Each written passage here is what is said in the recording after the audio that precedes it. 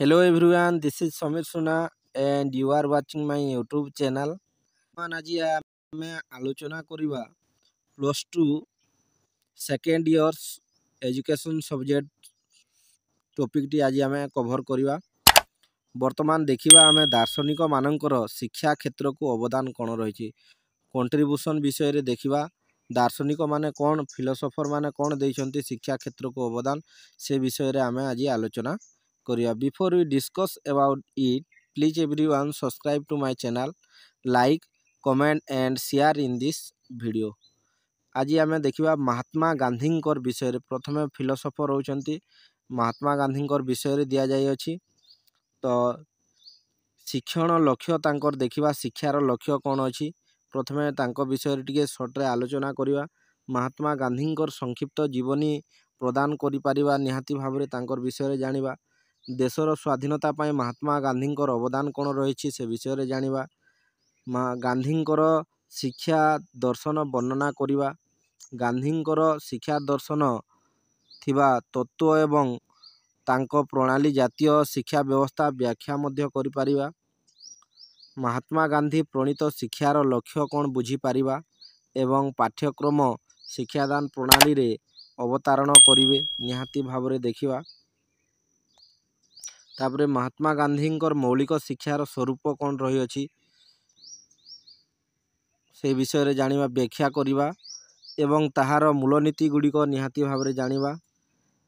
महात्मा गांधी प्रणीत मौलिक शिक्षार मूल्यांकन मध्य करिबा एवं महात्मा गांधी शैक्षिक संपक्ष रे अंतर्निहित तत्व गुड़िक व्याख्या मध्य करि परिबा।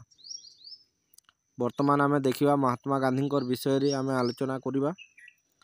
जातिर जनक महात्मा गांधी देशवासी को दुईटी श्रेष्ठ उपहार देइथिले। निहाती भाव रे जदि देखिबा महात्मा गांधी जीवनी को दुईटी निहाती भाव रे उपहार आमे देखि परिबा। प्रथमटी हैला स्वाधीनता एवं द्वितीयटी हैला नुआ मनीष नुआ समाज सृष्टि करिबा पाई एक देशीय शिक्षा व्यवस्था। निहाती भाव रे जदि आमे देखिबा महात्मा गांधी आमको दुईटी निहाती भाव रे गांधी देइछन्ती। प्रथमे स्वाधीनता कथा जदि देखिबा निहाती भाव गांधी को आमे अनुसरण बा अनुताप करिबा बा मने पकेबा एवं द्वितीयटी हैला देश रे शिक्षा व्यवस्था मध्य से शिक्षा को मध्य बड़ अवदान देइछन्ती। तत्कालीन शिक्षा व्यवस्था भारत रे शारीरिक भाव रे भारतीय एवं मानसिक भाव रे इंग्रेज ए प्रकार व्यक्ति सृष्टि करिथिला। निहाती भाव रे देखिबा तांकर शारीरिक भावे भारतीय एवं मानसिक भाव रे से इंग्रेज ए प्रकार व्यक्ति जने सृष्टि होइथिले। भारतीय मानकर मध्य रे कृत्रिम भेदभाव सृष्टि करुथबा एवं कर्म विमुखिता सृष्टि करी सामाजिक जदि देखिबा सामाजिक परांग पुष्ट नागरिक सृष्टि करिथिला। निहाती भाव रे जागु देखिबा जदि से बहुत बड़ अवदान तांकर कंट्रीब्यूशन रही अछि शिक्षा व्यवस्था रे। सुतरा इंग्रेज मानकर प्रति प्रचलित शिक्षा व्यवस्था को विरोध करी गांधीजी भारतीय जनसाधारण और भारतीय परिवेश को सुहाइला भली एक अभिनव शिक्षा व्यवस्था परिकल्पना करथिले। निहाती भाव रे से इंग्रेज मानकर शिक्षा व्यवस्था को विरोध करी महात्मा गांधी से भारतीय जनसाधारण बा भारतीय परिवेश को निहाती भाव रे सुहाइला भली से सही प्रकार डिजाइन बा एक अभिनव शिक्षा व्यवस्था परिकल्पना करथिले। तो तांको विषय रे आमे एबे तांकर संक्षिप्त जीवनी जानिबा। मोहनदास करमचंद गांधी 1869 मसीहा अक्टोबर मास 2 तारिख रे गुजरात पोरबंदर रे जन्म ग्रहण करथिले। जदि देखिबा तांकर फुल नाम होछि मोहनदास करमचंद गांधी 1869 मसीहा अक्टोबर मास 2 तारिख रे गुजरात रो पोरबंदर रे जन्म ग्रहण करथिले। गुजरात रे माध्यमिक शिक्षा समाप्त करी से आईन पढ़िबा को बिलात यात्रा करथिले। निहाती भाव रे देखिबा से गुजरात रे तांकर माध्यमिक शिक्षा मध्य समाप्त करथिले एवं गुजरात रू से बिलात यात्रा मध्य करथिले। 1891 मसीहा इंग्लैंड रू आईन परीक्षा रे उत्तीर्ण हेबा परे बारिस्टर होई भारत प्रत्यावर्तन करथिले। से जने वकिलाती मध्य थिले, बारिस्टर हे से मध्य कोन भारत को प्रत्यावर्तन मध्य करथिले। 93 ମସିହାରେ ଆଇନ ଉପଦେଷ୍ଟା ଭାବେ ଦକ୍ଷିଣ ଆଫ୍ରିକା ଯାତ୍ରା ମଧ୍ୟ କରିଥିଲେ। ସେ ତାଙ୍କୁ କ'ଣ ଦକ୍ଷିଣ ଆଫ୍ରିକାକୁ ଡକାଯାଇଥିଲା ଆଇନ ଉପଦେଷ୍ଟା ମଧ୍ୟ। ଆଫ୍ରିକାରେ ଥିବା ସମୟରେ 1903 ମସିହାରେ ଟ୍ରାନ୍ସଭାଲ ଟଲଟୟ ଫର୍ମରେ ନିଜର ତଥା ପଡ଼ୋଶୀମାନଙ୍କର ସନ୍ତତିମାନଙ୍କର ଶିକ୍ଷାର ଦାୟିତ୍ୱ ଗ୍ରହଣ ମଧ୍ୟ ସେ କରିଥିଲେ। 1915 ମସିହାରେ ଭାରତ ପ୍ରତ୍ୟାବର୍ତ୍ତନ ପରେ ବ୍ରିଟିଶ ସରକାରଙ୍କ ବିରୋଧରେ ମୁକ୍ତି ସଂଗ୍ରାମ ଆରମ୍ଭ କରିଥିଲେ। ସେ କ'ଣ ସେ ଫେରି ଆସିଥିଲେ। ତାପରେ 1915 ମସିହାରେ କ'ଣ ଇଂରେଜମାନଙ୍କର ବିରୁଦ୍ଧରେ ସେ ବ୍ରିଟିଶ ସରକାରଙ୍କର ବିରୁଦ୍ଧରେ ମୁକ୍ତି ସଂଗ୍ରାମ ମଧ୍ୟ କରିଥିଲେ। ଗାନ୍ଧିଜୀଙ୍କ ନେତୃତ୍ୱରେ 1947 ମସିହା ଅଗଷ୍ଟ ମାସ 15 ତାରିଖ ଭାରତ ସ୍ୱାଧୀନତା ଲାଭ କରିଥିଲା ଏବଂ 1948 ମସିହା ଜାନୁଆରୀ 30 ତାରିଖରେ ଗାନ୍ଧିଜୀଙ୍କର ମହାପ୍ରାଣୟ ମଧ୍ୟ ହୋଇଥିଲା। ଯଦି ଦେଖିବା 1947 ମସିହା ଅଗଷ୍ଟ ମାସ 15 ତାରିଖ ଦିନ ଆମର ଭାରତ ସ୍ୱାଧୀନତା ହୋଇଥିଲା ମଧ୍ୟ ଏବଂ ତାର ପରବର୍ତ୍ତୀ ସମୟରେ 1948 ମସିହା ଜାନୁଆରୀ 30 ତାରିଖରେ ଗାନ୍ଧିଜୀ ମଧ୍ୟ ମହାପ୍ରାଣୟ ବା ମୃତ୍ୟୁବରଣ କରିଥିଲେ। ଗାନ୍ଧିଜୀଙ୍କର ଦର୍ଶନ ବର୍ତ୍ତମାନ ଦେଖିବା ଗାନ୍ଧୀଙ୍କର ଦର୍ଶନ କ'ଣ ରହିଅଛି। ଗାନ୍ଧିଜୀ ଏକାଧାରରେ ଜଣେ ଦାର୍ଶନିକ, ରାଜନୈତିଜ୍ଞ, ସମାଜ ସଂସ୍କାରକ ଏବଂ ଶିକ୍ଷାବିତ୍ ଥିଲେ। ଯଦି ଦେଖିବା ମହାତ୍ମା ଗାନ୍ଧୀକୁ ତାଙ୍କୁ ଷ୍ଟଡି କରିବା, ସେ ଜଣେ ନିହାତି ଭାବରେ ଫିଲୋସଫର, ପଲିଟିସିଆନ ଏବଂ ସୋସିଆଲ ରିଫର୍ମର ମଧ୍ୟ କହିପାରିବା ଏବଂ ଏଜୁକେସନାଲିଷ୍ଟ ମଧ୍ୟ ଫିଲୋସଫର ବୋଲି ଆମେ କହିପାରିବା। ସେ ଥିଲେ ସତ୍ୟ ଏବଂ ଅହିଂସାର ମୂର୍ତ୍ତିମନ୍ତ ଅବତାର। ନିହାତି ଭାବରେ ସେ ଥିଲେ କ'ଣ ସତ୍ୟ ଏବଂ ଅହିଂସାର ମୂର୍ତ୍ତି ବୋଲି ଆମେ କହିପାରିବା। ସତ୍ୟ ମାଧ୍ୟମରେ ହିଁ ଈଶ୍ୱର ପ୍ରାପ୍ତି ହୋଇପାରିବ ବୋଲି ଗାନ୍ଧିଜୀ ବିଶ୍ୱାସ କରୁଥିଲେ। ନିହାତି ଭାବରେ ଯଦି ଦେଖିବା ଗାନ୍ଧିଜୀ ସତ୍ୟ ଦ୍ୱାରା ହିଁ ଈଶ୍ୱର ପ୍ରାପ୍ତ ହୋଇପାରିବେ ବୋଲି ସେ ବିଶ୍ୱାସ ମଧ୍ୟ କରୁଥିଲେ। ସତ୍ୟ ଅହିଂସା ଗାନ୍ଧିଜୀଙ୍କର ଜୀବନରେ ଦୁଇଟି ପ୍ରଧାନ ଉପାଦାନ ଥିଲା ଏବଂ ଏହାକୁ ସେ ନିଜ ଜୀବନରେ ପ୍ରୟୋଗ କରିଥିଲେ। ନିହାତି ଭାବରେ ଯଦି ଦେଖିବା ଗାନ୍ଧିଜୀ କ'ଣ ସତ୍ୟ ଏବଂ ଅହିଂସା ତାଙ୍କର ଜୀବନର ଦୁଇଟି ପ୍ରଧାନ ଉପାଦାନ ମଧ୍ୟ ଥିଲା ନିହାତି ଭାବରେ ଏବଂ ଏହାକୁ ନିଜର ଜୀବନର ପ୍ରୟୋଗ ମଧ୍ୟ ସେ କରିଥିଲେ। ଗାନ୍ଧିଜୀ ଜୀବନ ଦର୍ଶନ ସତ୍ୟ, ଅହିଂସା, ଈଶ୍ୱର ବିଶ୍ୱାସ ଏବଂ ତ୍ୟାଗ ଉପରେ ପ୍ରତିଷ୍ଠିତ। ଯଦି ଦେଖିବା ସେ କ'ଣ ଗାନ୍ଧିଜୀ ନିହାତି ଭାବରେ ଦର୍ଶନ ସତ୍ୟ, ଅହିଂସା, ଈଶ୍ୱର ବିଶ୍ୱାସ, ତ୍ୟାଗ ଉପରେ ନିହାତି ଭାବରେ ତାଙ୍କର ଜୀବନଟି ରହିଅଛି।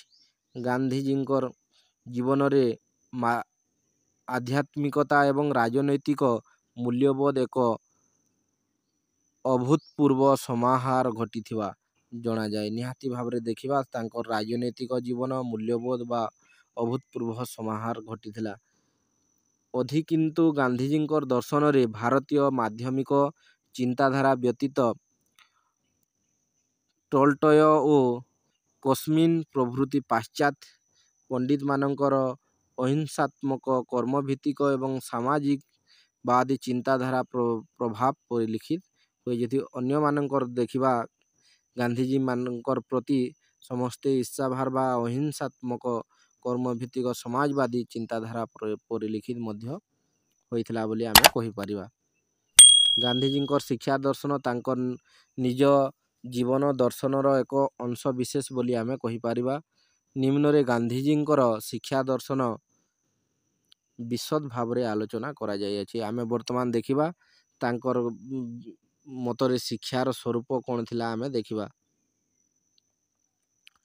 ଗାନ୍ଧିଜୀଙ୍କର ମତରେ ଅକ୍ଷର ଜ୍ଞାନ ଶିକ୍ଷାର ଉଦ୍ଦେଶ୍ୟ ନୁହେଁ, ତାହାର ଆରମ୍ଭ ମଧ୍ୟ ନୁହେଁ। ପୁସ୍ତକ ଅଧ୍ୟୟନ ବା ଆକ୍ଷରିକ ଶିକ୍ଷା ବ୍ୟକ୍ତିର ନୈତିକ ବିକାଶ କରାଏ ନାହିଁ। ଗାନ୍ଧିଜୀ ଶିକ୍ଷା ମାଧ୍ୟମରେ ମାନବ ଶିଶୁର ସର୍ବାଙ୍ଗୀନ ବିକାଶ ଉପରେ ଗୁରୁତ୍ୱ ଦେଇଥିଲେ। ଯଦି ଦେଖିବା ମହାତ୍ମା ଗାନ୍ଧୀଙ୍କର ଏହି ଶିକ୍ଷାର ସ୍ୱରୂପକୁ ଅନୁଧ୍ୟାନ କରିବା ଗାନ୍ଧିଜୀଙ୍କର ମତରେ ଅକ୍ଷରର ଶିକ୍ଷାର ଉଦ୍ଦେଶ୍ୟ ନୁହେଁ। ଅକ୍ଷର ଯଦି ଆମେ ଶିଖଉଛୁ ତାହେଲେ ଶିକ୍ଷାର ଉଦ୍ଦେଶ୍ୟ ତାହା ମଧ୍ୟ ନୁହେଁ, ତାହାର ଆରମ୍ଭ ମଧ୍ୟ ନୁହେଁ ବୋଲି ସେ କହିଥିଲେ।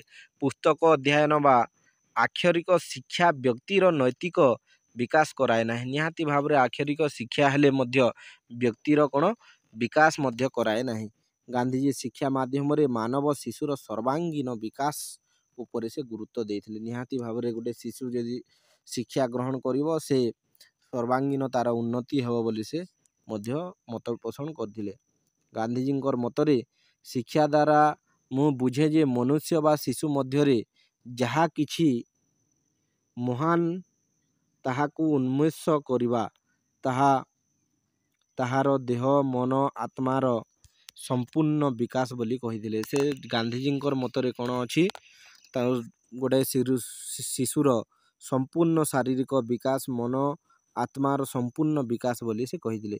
ସତରା ଶିକ୍ଷା ମନୁଷ୍ୟକୁ ଆତ୍ମନିର୍ଭରଶୀଳ କରିବା ଉଚିତ ଏବଂ ପ୍ରକୃତ ମଣିଷ ସୃଷ୍ଟି କରିବା ଉଚିତ ବୋଲି ନିହାତି ଭାବରେ କହିଛନ୍ତି। ଶିକ୍ଷା ଏମିତି ଏକ ବ୍ୟବସ୍ଥା ହେବା କଥା ବା ଯାହା ମନୁଷ୍ୟର ଆତ୍ମନିର୍ଭରଶୀଳ କରିବା ଉଚିତ ଏବଂ ପ୍ରକୃତ ମଣିଷ ହିଁ ସୃଷ୍ଟି ହେବା ଉଚିତ ବୋଲି ସେ କହିଥିଲେ। ଏହା ବ୍ୟକ୍ତିଠାରେ ମାନବିକ ମୂଲ୍ୟବୋଧ ସୃଷ୍ଟି କରିପାରିବା ଉଚିତ। ନିହାତି ଭାବରେ ଏଭଳିଆ ଶିକ୍ଷା ହେବା ଦରକାର ଯାହା ବ୍ୟକ୍ତିଠାରେ ମାନବିକତା ରହିବା କଥା, ମାନବିକ ମୂଲ୍ୟବୋଧ ଏବଂ ନିହାତି ଭାବରେ ସୃଷ୍ଟି କରିପାରିବା ଉଚିତ। ବ୍ୟକ୍ତିକୁ ଉତ୍ତମ ନାଗରିକ ଭାବରେ ପ୍ରସ୍ତୁତ କରିବା ଉଚିତ ଏବଂ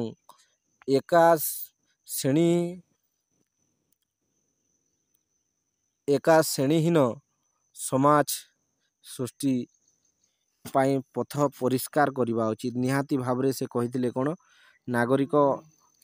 ଉତ୍ତମ ନାଗରିକ ସେ ନିହାତି ଭାବରେ ଶିକ୍ଷା ଗଢ଼ି ତୁଲିବା ଉଚିତ ଏବଂ ଶ୍ରେଣୀହୀନ ବା ଶ୍ରେଣୀବିହୀନ ସମାଜ ଗଠନ କରିବା ଉଚିତ ବୋଲି ସେ ମତ ପୋଷଣ ମଧ୍ୟ କରିଥିଲେ।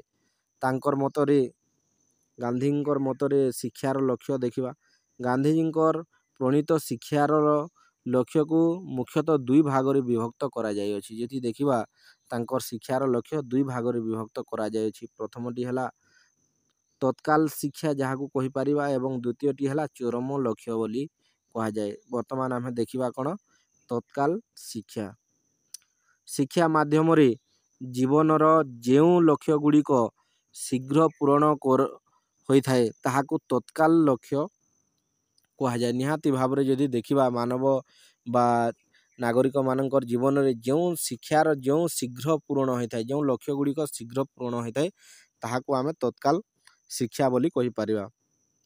ଏହି ଲକ୍ଷ୍ୟ ଗୁଡ଼ିକ ହେଲା ଉପଯୋଗିତାବାଦୀ ଲକ୍ଷ୍ୟ, ସାଂସ୍କୃତିକ ଲକ୍ଷ୍ୟ, ସର୍ବାଙ୍ଗୀନ ବିକାଶ ଲକ୍ଷ୍ୟ, ପୂର୍ଣ୍ଣାଙ୍ଗ ଜୀବନଯାପନ ଲକ୍ଷ୍ୟ, ଚରିତ୍ର ଗଠନ ଲକ୍ଷ୍ୟ ଏବଂ ନାଗରିକତା ପ୍ରଶିକ୍ଷଣ ଲକ୍ଷ୍ୟ ବୋଲି କହିଛନ୍ତି। ସେଗୁଡ଼ିକ କ'ଣ ହେଲା ନା ଉପଯୋଗିତାବାଦୀ ଲକ୍ଷ୍ୟ, ସାଂସ୍କୃତିକ ଲକ୍ଷ୍ୟ, ସର୍ବାଙ୍ଗୀନ ବିକାଶ ଲକ୍ଷ୍ୟ, ପୂର୍ଣ୍ଣାଙ୍ଗ ଜୀବନଯାପନ ଲକ୍ଷ୍ୟ ବୋଲି ଆମେ ମଧ୍ୟ କହିପାରିବା। ଉପଯୋଗିତାବାଦର ଲକ୍ଷ୍ୟ ଆମେ ଦେଖିବା କ'ଣ, ଗାନ୍ଧିଜୀଙ୍କର ମଧ୍ୟରେ ଶିକ୍ଷା ବ୍ୟକ୍ତିଠାରେ କେତେକ ଉପଯୋଗିତାବାଦ ମୂଲ୍ୟବୋଧ ସୃଷ୍ଟି କରିବା ଉଚିତ। ତେଣୁ ଶିକ୍ଷା କର୍ମଭିତ୍ତିକ ଏବଂ ଆତ୍ମନିର୍ଭରଶୀଳ ହୋଇପାରିଲେ ଏହା ସମ୍ଭବ ହୋଇପାରେ। ଯଦି ଦେଖିବା ଶିକ୍ଷା ଉପଯୋଗିତାବାଦ ମୂଲ୍ୟବୋଧ ସୃଷ୍ଟି କରିବା ନିହାତି ଭାବରେ ଉଚିତ। ଯଦି ଆମ ପାଖରେ ଏଜୁକେସନ୍ ଅଛି ତାହେଲେ ତ ଆମେ ନିହାତି ଭାବରେ ଉତ୍ତୀର୍ଣ୍ଣ ମଧ୍ୟ ହୋଇପାରିବା। ତେଣୁ ଶିକ୍ଷା କର୍ମଭିତ୍ତିକ ଏବଂ ଆତ୍ମନିର୍ଭରଶୀଳ ହୋଇପାରିବା ଦରକାର। ଯଦି ଆମେ ଏଜୁକେସନ୍ ଗ୍ରହଣ କରୁଛୁ ବା ଏଜୁକେସନ୍ ପଢ଼ୁଛୁ ତାର ଆମେ ସେ ବିଷୟରେ କର୍ମଭିତ୍ତିକ ବା ଆତ୍ମନିର୍ଭରଶୀଳ ନିହାତି ଭାବରେ ହୋଇପାରିବା ଉଚିତ। ଉତ୍ପାଦ ଭିତ୍ତିକ କାର୍ଯ୍ୟ ସମ୍ପାଦନ ଦ୍ୱାରା ଶିକ୍ଷାର୍ଥୀର ନିଜର ଖର୍ଚ୍ଚ ତୁଲାଇବା ସହ ଭବିଷ୍ୟତ ଆତ୍ମନିର୍ଭର ହୋଇପାରିବ। ନିହାତି ଭାବରେ ଯଦି ଆମେ ଶିକ୍ଷା ଗ୍ରହଣ କରୁଅଛୁ ତାହେଲେ ଶିକ୍ଷାରୁ କ'ଣ ଆମେ ନିହାତି ଭାବରେ ନିଜର ଖର୍ଚ୍ଚ ତୁଲାଇବା ସହ ଭବିଷ୍ୟତ ଆତ୍ମନିର୍ଭରଶୀଳ ହେବାର ଆବଶ୍ୟକ ବୋଲି ସେ କହିଥିଲେ। କର୍ମଭିତ୍ତିକ ଶିକ୍ଷା ହିଁ ମୌଳିକ ଆବଶ୍ୟକତା ଯଥା ଖାଦ୍ୟ, ଗୃହ ଏବଂ ବସ୍ତ୍ରର ଆବଶ୍ୟକତା ପୂରଣ କରିଥାଏ। ନିହାତି ଭାବରେ ଯଦି ଦେଖିବା କର୍ମଭିତ୍ତିକ ଶିକ୍ଷା ହିଁ ମଣିଷର ଖାଦ୍ୟ, ଗୃହ ଏବଂ ବସ୍ତ୍ରର ଆବଶ୍ୟକତା ମଧ୍ୟ ପୂରଣ କରିଥାଏ। ତାପରେ ଦେଖିବା ସାଂସ୍କୃତିକ ଲକ୍ଷ୍ୟ। ସାଂସ୍କୃତିକ ଲକ୍ଷ୍ୟ ଆମେ ଦେଖିବା ବର୍ତ୍ତମାନ ସଂସ୍କୃତି ବ୍ୟକ୍ତିର ବ୍ୟବହାରକୁ ପରିମାର୍ଜିତ କରିଥାଏ। ବ୍ୟକ୍ତିର ଦୈନନ୍ଦିନ ଚଳଣି, ବ୍ୟବହାର, ରୀତିନୀତି ଓ ଚରିତ୍ର ଇତ୍ୟାଦି ସାଂସ୍କୃତିକ ଉତ୍ତମ ପ୍ରତିଫଳିତ ହେବା ଉଚିତ।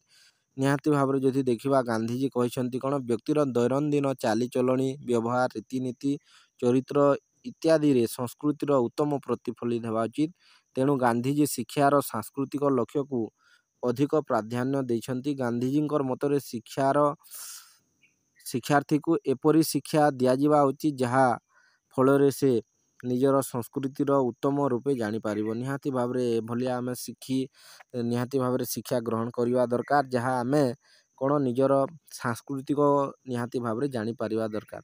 ସାଂସ୍କୃତିକ ବିକାଶ କରିବା ପାଇଁ ପ୍ରଚେଷ୍ଟା କରିବା ଏବଂ ନିଜର ସଂସ୍କୃତି ଅନୁଯାୟୀ ନିଜର ବ୍ୟକ୍ତିତ୍ୱର ବିକାଶ କରିବା ବୋଲି ସେ ମତ ପୋଷଣ କରିଛନ୍ତି। ନିଜର ନିହାତି ଭାବରେ ସଂସ୍କୃତି ଜାଣିପାରିବା ଏବଂ ସଂସ୍କୃତିର ବିକାଶ କିପରି ହେବା ସେ ବିଷୟରେ ଆମେ ନିହାତି ଭାବରେ ଚେଷ୍ଟା କରିବା ଦରକାର ବୋଲି ଗାନ୍ଧୀଜୀ କହିଛନ୍ତି।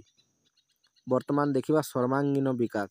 ବ୍ୟକ୍ତିର ସର୍ବାଙ୍ଗୀନ ବିକାଶ ଶିକ୍ଷାର ପ୍ରଧାନ ଲକ୍ଷ୍ୟ। ନିହାତି ଭାବରେ ବ୍ୟକ୍ତିର ମଧ୍ୟରେ ନିହାତି ଭାବରେ ସର୍ବାଙ୍ଗୀନ ଲକ୍ଷ୍ୟ ହେବାର ଦରକାର, ସେଇଟା ମୁଖ୍ୟ ଲକ୍ଷ୍ୟ ବୋଲି କହିଛନ୍ତି।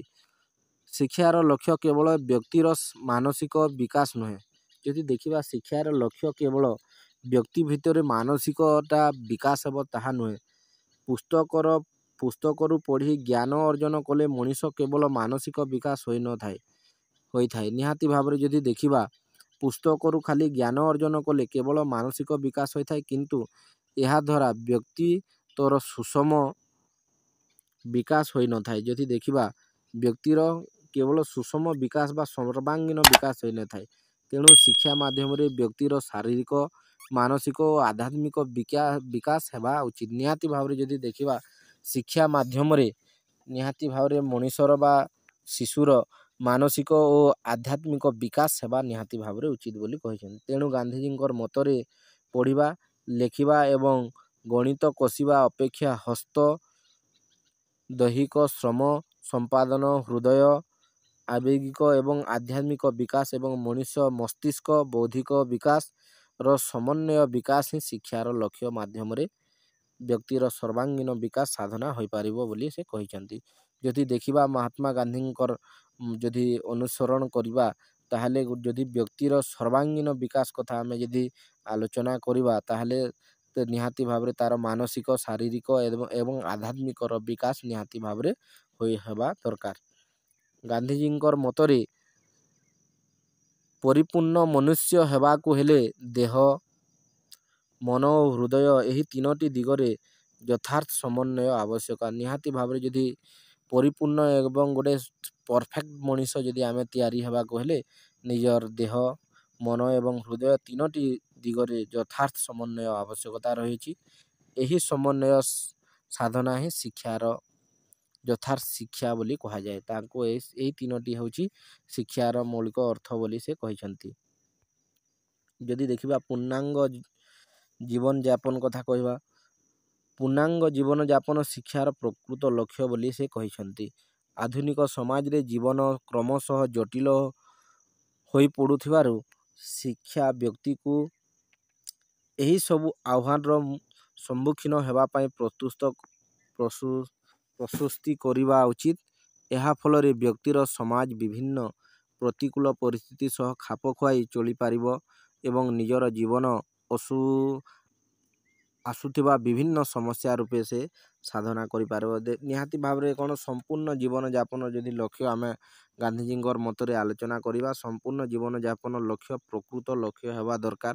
ଆଧୁନିକ ସମାଜରେ ଜୀବନ କ୍ରମଶଃ ଜଟିଳ ହୋଇପଡ଼ୁଥିବାରୁ ଶିକ୍ଷା ବ୍ୟକ୍ତିକୁ ଏହିସବୁ ଆହ୍ୱାନ ସମ୍ମୁଖୀନ ହେବା ପାଇଁ ପ୍ରସ୍ତୁତ କରିବା ଉଚିତ। ଏପରି ଆମେ ଶିକ୍ଷା ଗ୍ରହଣ କରିବା ଦରକାର, ଯାହା ସମାଜରେ ଜଟିଳ ସମସ୍ୟା ହୋଇପଡ଼ୁଥିଲେ ମଧ୍ୟ ଆମେ ସେସବୁ ସାମ୍ନା କରିପାରିବା ବୋଲି କହିପାରିବା। ଏହା ଫଳରେ ବ୍ୟକ୍ତି ସମାଜର ବିଭିନ୍ନ ପ୍ରତିକୂଳ ପରିସ୍ଥିତି ସହ ଖାପ ଖୁଆଇ ଚଳିପାରିବ। ଯଦି ଦେଖିବା ନିହାତି ଭାବରେ ଯେକୌଣସି ପରିସ୍ଥିତିରେ ମଧ୍ୟ ଖାପ ଖୁଆଇ ଚଳିପାରିବା ଦରକାର ଏବଂ ନିଜ ଜୀବନରେ ଆସୁଥିବା ବିଭିନ୍ନ ସମସ୍ୟା ସୁଚାରୁ ରୂପେ ସମାଧାନ କରିପାରିବା ଦରକାର। ନିଜର ଯେଉଁ ଜୀବନଶୈଳୀରେ ଯେ ପ୍ରକାର ସମସ୍ୟା ଆସୁଛି ତାକୁ ଠିକ୍ ଭାବରେ ଆମେ ସମାଧାନ କରିପାରିବା ଦରକାର ବୋଲି ସେ କହିଛନ୍ତି। ଯଦି ଦେଖିବା ଚରିତ୍ର ଗଠନ ଲକ୍ଷ୍ୟ, ଚରିତ୍ର ବ୍ୟକ୍ତିର ବ୍ୟକ୍ତିତ୍ୱର ସମ୍ପୂର୍ଣ୍ଣ ପରିପ୍ରକାଶ। ଶିକ୍ଷାର୍ଥରେ ଉତ୍ତମ ଚରିତ୍ର ଗଠନ ଶିକ୍ଷାର ଅନ୍ୟତମ ମହାନ ଲକ୍ଷ୍ୟ। ଯଦି ଦେଖିବା ଶିକ୍ଷାର ମୁଖ୍ୟ ଅର୍ଥ ହେଉଛି ତାଙ୍କର ମତରେ ଗୋଟେ ଉତ୍ତମ ମଣିଷ ବା ଚରିତ୍ର ଗଠନ ଶିକ୍ଷାର ଅନ୍ୟତମ ଲକ୍ଷ୍ୟ ବୋଲି ସେ କହିଛନ୍ତି। ସୁତରାଂ ଶିକ୍ଷା ବ୍ୟକ୍ତିଠାରେ ସତ୍ୟ, ନିଷ୍ଠତା, ସଚ୍ଚରିତ୍ରତା ଏବଂ ସମୟାନୁବର୍ତ୍ତିତ ଅହିଂସା, ଆତ୍ମସଂଯମ ଏବଂ ସମ୍ବେଦନଶୀଳ, ପ୍ରେମ, ମୈତ୍ରୀ, ଏବଂ ଅନୁକମ୍ପା ସାଧୁତା ପ୍ରଭୃତି ସଦ୍ଗୁଣ ସୃଷ୍ଟି କରିବା ଦରକାର। ନିହାତି ଭାବରେ ଶିକ୍ଷା ମାଧ୍ୟମରେ ବ୍ୟକ୍ତିଠାରେ ସତ୍ୟ ନିଷ୍ଠା ରହିବା ଦରକାର, ସଚ୍ଚରିତ୍ର ରହିବା ଦରକାର, ସମୟାନୁବର୍ତ୍ତିତ ଅହିଂସା, ଆତ୍ମସଂଯମୀ ନିହାତି ଭାବରେ ରହିବା ଦରକାର ଏବଂ ସମ୍ବେଦନଶୀଳତା, ପ୍ରେମ, ମୈତ୍ରୀ ଏବଂ ଅନୁକମ୍ପା ସାଧୁତା ପ୍ରଭୃତି ଏହିସବୁ ଗୁଣ ନିହାତି ଭାବରେ ଶିକ୍ଷା ମାଧ୍ୟମରେ ଚରିତ୍ରର ଗଠନ ହେବା ଦରକାର ବୋଲି ଗାନ୍ଧୀ ମତ ପୋଷଣ କରିଛନ୍ତି। ବର୍ତ୍ତମାନ ଦେଖିବା ଆମେ ନାଗରିକ ପ୍ରଶିକ୍ଷଣ ଲକ୍ଷ୍ୟ। ଗଣତନ୍ତ୍ର ପ୍ରଗତି କେବଳ ସୁପ୍ରଶିକ୍ଷିତ ଓ ସୁନିପୁଣ ନାଗରିକମାନଙ୍କ ଦ୍ୱାରା ସମ୍ଭବ। ନିହାତି ଭାବରେ ଯଦି ଗଣତନ୍ତ୍ର ଦେଖିବା ସୁପ୍ରଶିକ୍ଷିତ ନିହାତି ଶିକ୍ଷିତ ଏବଂ ସବୁ ଜାଣିଥିବା ନାଗରିକମାନଙ୍କ ଦ୍ୱାରା ହିଁ ସମ୍ଭବ ବୋଲି ସେ କହିଛନ୍ତି। ଗଣତନ୍ତ୍ର ଭାରତରେ ଉତ୍ତମ ନାଗରିକ ସୃଷ୍ଟି କରିବାର ଶିକ୍ଷାର ଲକ୍ଷ୍ୟ ହେବା ଉଚିତ। ନିହାତି ଭାବରେ ଶିକ୍ଷାର ଲକ୍ଷ୍ୟ କ'ଣ? ଭାରତରେ ଗଣତନ୍ତ୍ରର ଲକ୍ଷ୍ୟ କ'ଣ? ସୁନାଗରିକ ଗଠନ କରିବା ଦରକାର ବୋଲି ସେ କହିଛନ୍ତି। ଦେଶରେ ନାଗରିକମାନେ ନିଜର କର୍ତ୍ତବ୍ୟ, ଅଧିକାର ଏବଂ ଦାୟିତ୍ୱ ତଥା ଦେଶର ବିଭିନ୍ନ ସମସ୍ୟା ସହ ପରିଚିତ ହେବା ଉଚିତ। ନିହାତି ଭାବରେ ଦେଶର ନାଗରିକମାନେ ତାଙ୍କର କର୍ତ୍ତବ୍ୟ, ଅଧିକାର ଏବଂ ଦାୟିତ୍ୱ ଦେଶରେ ବିଭିନ୍ନ ସମସ୍ୟା ସହ ପରିଚିତ ହେବାର ସବୁ ନିହାତି ଦରକାର ବୋଲିକିରି ମହାତ୍ମା ଗାନ୍ଧୀ କହିଛନ୍ତି। ଏହା ଶିକ୍ଷା ମାଧ୍ୟମରେ ହିଁ ସମ୍ଭବ ହୋଇପାରିବ। କେବଳ ଯଦି ଆମେ ୱିଦାଉଟ୍ ଏଜୁକେସନରେ ଆମେ ଏସବୁ ଜାଣିପାରିବା ନାହିଁ। ତେଣୁ ଏଜୁକେସନ୍ ଦ୍ୱାରା ହିଁ ସମ୍ଭବ ହୋଇପାରିବ ବୋଲି ସେ କହିଛନ୍ତି। ତେଣୁ ଜାତି, ଧର୍ମ, ବର୍ଣ୍ଣ, ଲିଙ୍ଗ ନିର୍ବିଶେଷରେ ସମସ୍ତଙ୍କୁ ଶିକ୍ଷା ପ୍ରଦାନ କରାଯିବା ଉଚିତ ବୋଲି ସେ କହିଛନ୍ତି। ମହାତ୍ମା ଗାନ୍ଧୀ କ'ଣ କହିଛନ୍ତି? ଜାତି, ଧର୍ମ, ବର୍ଣ୍ଣ, ଲିଙ୍ଗ ନିର୍ବିଶେଷରେ ସମସ୍ତଙ୍କୁ ଶିକ୍ଷା ପ୍ରଦାନ କରିବା ଉଚିତ ବୋଲି ସେ ମତ ପୋଷଣ କରିଛନ୍ତି। ଭାରତରେ ଏକ ଶ୍ରେଣୀହୀନ ସମାଜ ସୃଷ୍ଟି କରିବା ଗାନ୍ଧୀଜୀଙ୍କ ଲକ୍ଷ୍ୟ ଥିଲା। ନିହାତି ଭାବରେ ଯଦି ଦେଖିବା ତାଙ୍କ ଲକ୍ଷ୍ୟ କଥା ଅନୁଭବ କରିବା, ସେ ଶ୍ରେଣୀବିହୀନ ସମାଜ ଗଠନ କରିବା ପାଇଁ ଲକ୍ଷ୍ୟ ରଖିଥିଲେ। ତେଣୁ କର୍ମଭିତ୍ତିକ ଶିକ୍ଷା ମାଧ୍ୟମରେ ଶ୍ରମର ମର୍ଯ୍ୟାଦା ଏବଂ ଆତ୍ମୋନ୍ନତି ଏବଂ ସମାଜ ସେବା ମନୋଭାବ ଶିକ୍ଷାର୍ଥୀମାନଙ୍କଠାରେ ସୃଷ୍ଟି ହେବା ବୋଲି ଗାନ୍ଧୀ ଚାହୁଁଥିଲେ। ନିହାତି ଭାବରେ ଶିକ୍ଷାର୍ଥୀ କି ନିହାତି ଭାବରେ କର୍ମଭିତ୍ତିକ ଏବଂ ସମାଜସେବୀ ମନୋବୃତ୍ତି ରହିବା ଦରକାର, ସେମାନଙ୍କଠାରେ ସୃଷ୍ଟି ହେବ ବୋଲି ସେ ଗାନ୍ଧୀଜୀ ନିହାତି ଭାବରେ ଚାହୁଁଥିଲେ। ଉତ୍ତମ ଭାବରେ ପ୍ରଶିକ୍ଷିତ ହୋଇଥିବା ନାଗରିକ ହିଁ ସର୍ବୋଦୟ ସମାଜ ସୃଷ୍ଟି କରିପାରିବ। ଯଦି ଦେଖିବା ଠିକ୍ ଭାବରେ ଶିକ୍ଷା ଗ୍ରହଣ ଯଦି କରିଥିବ ନାଗରିକ, ତାହେଲେ ସିଏ ହିଁ ତାପରେ ଠିକ୍ ସମାଜ ବା ସର୍ବୋଦୟ ଏକ ସୁସମାଜ ଗଠନ କରିପାରିବ ବୋଲି ସେ ମତ ପୋଷଣ କରିଛନ୍ତି। ଗାନ୍ଧୀ ଜଣେ ତାଙ୍କର ଦେଖିବା ଚୂଡ଼ାନ୍ତ ବା ଚରମ ଲକ୍ଷ୍ୟ କ'ଣ ଦେବେ ଦେଖିବା। 2 ନମ୍ବର ପଏଣ୍ଟ କ'ଣ ଥିଲା? ଚରମ ଲକ୍ଷ୍ୟ। ତାକୁ ବର୍ତ୍ତମାନ ଆମେ ଆଲୋଚନା କରିବା। ଗାନ୍ଧୀ ଜଣେ ଆଦର୍ଶବାଦୀ ଦାର୍ଶନିକ ଥିଲେ। ନିହାତି ଭାବରେ ସେ କ'ଣ? ଆଦର୍ଶବାଦୀ ଦାର୍ଶନିକ। ତାଙ୍କ ମତରେ ଆଧ୍ୟାତ୍ମିକ ବିକାଶ ଶିକ୍ଷାର ଚରମ ଲକ୍ଷ୍ୟ। ନିହାତି ଭାବରେ ଗୋଟେ ଶିଶୁର ଭିତରେ ବା ଗୋଟେ ଶିକ୍ଷାର୍ଥୀଙ୍କର ଭିତରେ ତାର କ'ଣ? ଆଧ୍ୟାତ୍ମିକ ବିକାଶ ନିହାତି ଭାବରେ ରହିବା ଦରକାର ଏବଂ ସେଇଟା ଚରମ ଲକ୍ଷ୍ୟ ବୋଲି ସେ କହିଥିଲେ। ଶିକ୍ଷାର୍ଥୀର ଈଶ୍ୱରାନୁଭୂତି, ସତ୍ୟାଗ୍ରହ, ଆଧ୍ୟାତ୍ମିକ, ନୈତିକ ଓ ତତ୍କର୍ଷୀ ସାଧନା ଗାନ୍ଧୀଜୀଙ୍କ ଆଦର୍ଶବାଦୀ ଦର୍ଶନର ମୂଳମନ୍ତ୍ର ଥିଲା। ନିହାତି ଭାବରେ ଗୋଟେ ଶିକ୍ଷାର୍ଥୀର ଈଶ୍ୱର ଭକ୍ତି ହେବା, ସତ୍ୟାଗ୍ରହ, ଆଧ୍ୟାତ୍ମିକତା ନିହାତି ଭାବରେ ରହିବା ଦରକାର ଓ ନୈତିକ ତତ୍କର୍ଷୀ ସାଧନା ଗାନ୍ଧୀଜୀଙ୍କର ଆଦର୍ଶବାଦୀ ଦର୍ଶନର ମୂଳମନ୍ତ୍ର ବୋଲି କୁହାଯାଏ। ସେ ତାଙ୍କର ଶିକ୍ଷା ମାଧ୍ୟମରେ ସରଳ, ଆଦର୍ଶନିଷ୍ଠ, ଈଶ୍ୱର ବିଶ୍ୱାସୀ ଏବଂ ହୃଦୟବାନ ବ୍ୟକ୍ତି ସୃଷ୍ଟି କରିପାରିବା ପାଇଁ ସେ ଚେଷ୍ଟା କରିଥିଲେ। ନିହାତି ଭାବରେ ତାଙ୍କର କ'ଣ? ଈଶ୍ୱର ବିଶ୍ୱାସୀ, ହୃଦୟବାନ ବ୍ୟକ୍ତି ଏସବୁ ସୃଷ୍ଟି କରିବା ବୋଲି ସେ ମତ ପୋଷଣ କରିଛନ୍ତି। ତାଙ୍କ ମତରେ ଆତ୍ମାର ସାକ୍ଷାତକାର ବା ଈଶ୍ୱରଙ୍କର ସନ୍ନିଧ ଲାଭ ହେଉଛି ଶିକ୍ଷାର ଚରମ ଲକ୍ଷ୍ୟ। ଯଦି ଈଶ୍ୱରଙ୍କୁ ଆମେ ମାନି ଚଳିବା ତାହେଲେ ଶିକ୍ଷାର ଲକ୍ଷ୍ୟ ବୋଲି ସେ କହିଛନ୍ତି। ତେଣୁ ଶିକ୍ଷା ପ୍ରତ୍ୟେକ ବ୍ୟକ୍ତି ଈଶ୍ୱର ବିଶ୍ୱାସୀ କରାଇବା ଉଚିତ। ଏପରି ଆମେ ଶିକ୍ଷା ଗ୍ରହଣ କରିବା ଦରକାର ଯାହା ଈଶ୍ୱର ବିଶ୍ୱାସୀ ହେବା ଦରକାର ବୋଲି ସେ କହିଛନ୍ତି। ଏହାଦ୍ୱାରା ବ୍ୟକ୍ତି ଈଶ୍ୱରଙ୍କର ନିକଟତର ହୋଇପାରିବ ଓ ଈଶ୍ୱରଙ୍କର ସନ୍ନିଧ ଲାଭ କରି ମୋକ୍ଷ ପ୍ରାପ୍ତି ହୋଇପାରିବ। ଏହି ମାଧ୍ୟମରେ କ'ଣ? ବ୍ୟକ୍ତି ଈଶ୍ୱରଙ୍କ ନିକଟତର ହୋଇପାରିବ ଏବଂ ଈଶ୍ୱରଙ୍କ ସନ୍ନିଧାନତା ବା ମୋକ୍ଷ ଲାଭ କରିପାରିବ ବୋଲି ସେ କହିଛନ୍ତି। ଅନ୍ୟ ପକ୍ଷରେ ଗାନ୍ଧୀଜୀଙ୍କର ମତରେ ଶିକ୍ଷାର ବ୍ୟକ୍ତିର ତଥା ସାମାଜିକ ଲକ୍ଷ୍ୟ ସମନ୍ୱୟ ସୃଷ୍ଟି ହେବା ଉଚିତ ବୋଲି ସେ କହିଛନ୍ତି। ନିହାତି ଭାବରେ ଶିକ୍ଷା ଏପରି ହେବା ଦରକାର ଯାହା ସମାଜରେ ତା'ର ଲକ୍ଷ୍ୟ ସମନ୍ୱୟ ରହିବା ଦରକାର। ଶିକ୍ଷାର ସାମାଜିକ ଲକ୍ଷ୍ୟ ଆବଶ୍ୟକତା ଏବଂ ବିକାଶ ଉପରେ ଗୁରୁତ୍ୱ ପ୍ରଦାନ କରେ ଏବଂ ଶିକ୍ଷାର ବ୍ୟକ୍ତିଗତ ଲକ୍ଷ୍ୟ ବ୍ୟକ୍ତିର ଜୀବନକୁ ରୁଦ୍ଧିମନ୍ତ କରିବା ନିମନ୍ତେ ଗୁରୁତ୍ୱ ପ୍ରଦାନ କରେ ବୋଲି ସେ ମତ ପୋଷଣ କରିବେ। ନିହାତି ଭାବରେ ଶିକ୍ଷା ଏମିତି ଗୋଟେ ହେବା ଦରକାର ଯାହା ସାମାଜିକ ବ୍ୟକ୍ତିତ୍ୱ ମଣିଷକୁ ଗଢ଼ି ଉଠିବା ଦରକାର ବୋଲି ସେ ମତ ପୋଷଣ କରିଛନ୍ତି। ବ୍ୟକ୍ତିର ଉନ୍ନତି ସଭ୍ୟତାର ବିକାଶ ନିମନ୍ତେ ଅପରିହାର୍ଯ୍ୟ। ନିହାତି ଭାବରେ ଯଦି ଜଣେ ବ୍ୟକ୍ତିର ଉନ୍ନତି ହେଉଛି ତ ଗୋଟେ ସଭ୍ୟତାର ଉନ୍ନତି ହେବା ଦରକାର ବୋଲି ସେ ମତ ପୋଷଣ ମଧ୍ୟ କରିଛନ୍ତି।